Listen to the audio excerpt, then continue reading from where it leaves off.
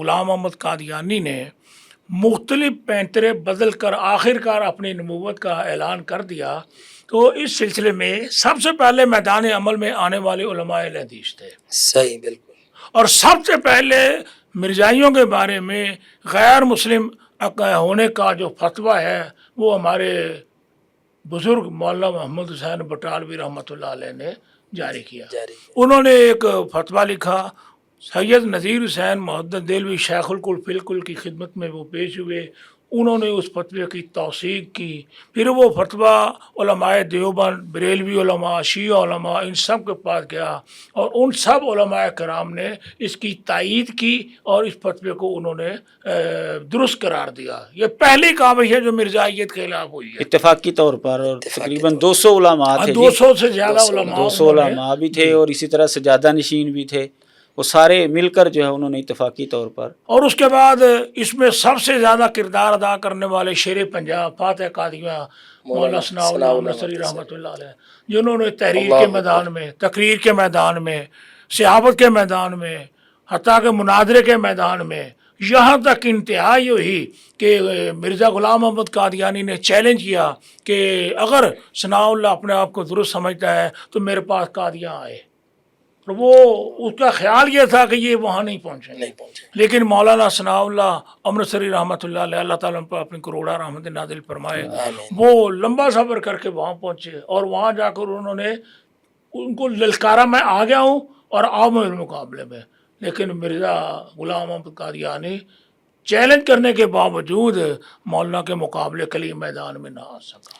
تو 1907 میں جو مرزا قادیانی نے مولانا کے خلاف جو بددعا کی تھی کہ ہم میں دونوں میں سے جو جھوٹا ہے وہ سچے کی زندگی میں مر جائے، مولانا ثناء اللہ امرتسری رحمۃ اللہ علیہ کے حوالے سے اس نے باقاعدہ نام لے کر یہ بات کی تھی. اور اس نے جو منہ سے بولا تھا کہ حیضے کی موت مرے وہ یا طاعون کی وجہ سے مرے، قتل نہیں ہونا چاہیے وہ بندہ نا، وبائی مرض سے جو وہ مرے. تو 1907 میں اس نے یہ بددعا کی اور 26 مئی 1908 یعنی ایک سال کے اندر ہی جو ہے نا مرزا قادیانی حیضے کی وجہ سے ہی مرا ہے یہاں لاہور میں برانتھر روڈ کے اوپر. یہ اس کے سسر کے حوالے سے کتاب لکھی قادیانیوں نے، حیات ناصر. اس کے اندر جو ہے باقاعدہ طور پر اس نے یہ بات لکھی ہے کہ میر ناصر نواب اس کا نام تھا اس کے سسر کا. تو اس نے کہا کہ جب حضرت صاحب رات کو بیمار ہوئے ہیں تو مجھے اٹھایا گیا، میں ان کے پاس گیا تو انہوں نے کہا میر صاحب وبائی حیضہ جو ہے وہ عود آیا ہے، یعنی وبائی حیضہ لوٹ آیا ہے. تو بس یہی اس کا آخری جملہ تھا جو صاف لفظوں میں سنا گیا. پھر اگلی صبح جو ہے مرزا قادیانی جو ہے وہ اس دنیا سے چلا گیا اور اپنے انجام کو جو ہے وہ پہنچ گیا. تو یہ علماء اہل حدیث کا کردار الحمدللہ، انہوں نے تحریری اعتبار سے بھی اور اسی طرح تقریری اعتبار سے بھی، مناظرے کے اعتبار سے. آپ حیران ہوں گے کہ مرزا قادیانی نے پوری زندگی میں کل 5 مناظرے کیے ہیں. اچھا. ان میں سے 2 مناظرے اس نے غیر مسلموں سے کیے ہیں، ایک ہندوؤں سے کیا ہے اور ایک عیسائی پادری عبداللہ اتھم سے کیا ہے. 3 مناظرے جو اس نے کیے ہیں نا وہ مسلمانوں سے کیے ہیں، اور تینوں کے تینوں جو مسلمان علماء تھے وہ اہل حدیث تھے. مولانا محمد حسین بٹالوی رحمۃ اللہ علیہ سے مناظرہ کیا اس نے، مولانا، اور وہ تو ظاہر اہل حدیثوں کے سرخیل تھے اس زمانے کے. اسی طرح جو ہے مولانا بشیر احمد سہسوانی رحمۃ اللہ علیہ سے مناظرہ کیا، اور یہ نواب صدیق الحسن خان رحمۃ اللہ علیہ کے ادارے میں جو ہے یہ ہوتے تھے، اور سید صاحب کے یہ شاگرد تھے اور بڑے جید علماء میں شمار ہوتے تھے. اور مزے کی بات یہ ہے کہ مولانا بشیر صاحب سے جو مناظرہ کیا مرزا قادیانی نے دلی کے اندر، یہ حیات عیسیٰ کے حوالے سے تھا. یہ ان کا من پسند موضوع ہوتا ہے قادیانیوں کا. اور 5 تحریریں طے تھی، 5 ادھر سے تحریریں آئیں گی، 5 ادھر سے آئیں گی. تو جب مولانا کی تیسری تحریر آئی تو چوتھی تحریر سے پہلے مرزا قادیانی بھاگ گیا تھا. اس نے کہا جی نہیں، میرا سسر بیمار ہو گیا، میں جا رہا ہوں. حالانکہ اس کے بعد 2 مناظرے اور طے تھے. پھر اس کے بعد جو تیسرا مناظرہ اس نے کیا ہے مسلمان علماء میں سے مولانا عبدالحکیم کلا نوری رحمہ اللہ، یہ لاہور کے اندر چمڑا منڈی میں یہ مناظرہ ہوا تھا. یہ بھی سید نذیر حسین محدث دہلوی رحمۃ اللہ علیہ کے شاگرد ہیں.